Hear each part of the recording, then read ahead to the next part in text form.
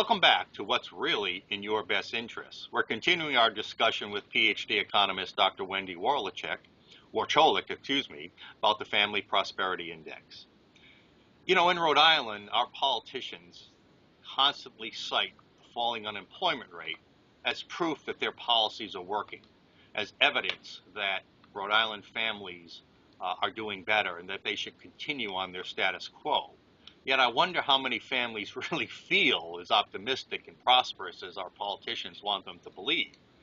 Yet in your index, the Family Prosperity Index, Rhode Island ranks 48th out of 50. That's not very good. So what does this say about how your index can be a valuable tool for lawmakers? Sure. Well, thank you, Mike. We have 6 major categories that we address, and Rhode Island is in the bottom 10 for 5 of those 6 categories. So it's not that Rhode Island's failing in just one category, whether it be economics or demographics. Rhode Island's doing poorly in 5 out of 6 of our measures. So that's an indicator. That's a very strong indicator that that we need to definitely dive in and figure out why Rhode Island is doing so poorly in the 5 of these 6 categories. And so just looking at just economics or our tax burden, or like you said, unemployment numbers, that's not sufficient.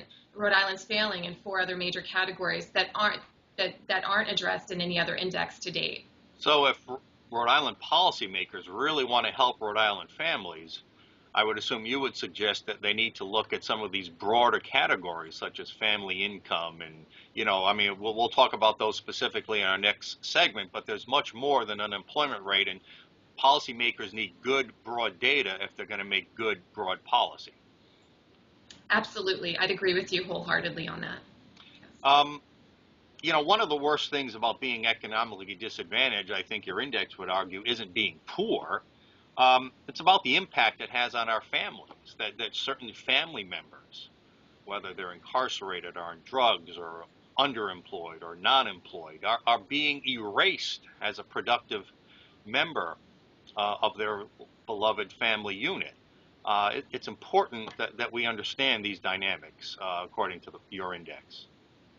Yes, it is. I mean, the path from, as you mentioned, the path from prison to work, the path from government dependency to work, the path from just suffering to being a productive citizen is not an easy path. It's very complex. So the relationship between economic variables like labor productivity, or GDP, which is personal income, and social factors is complex. But it's very important that we look at this nexus between economic and social factors, because it is indeed why people ultimately are failing.